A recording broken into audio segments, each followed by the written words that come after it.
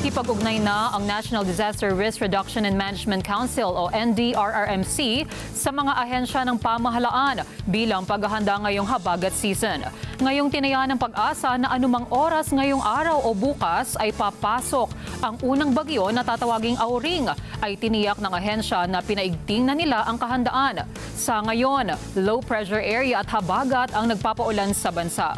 Ayon kay NDRRMC Executive Director at Office of Civil Defense Administrator Yusek Ariel Nepomuceno, mahalaga ang maagap at sistematikong aksyon para maprotektahan ang buhay at kabuhayan ng mga mamamayan.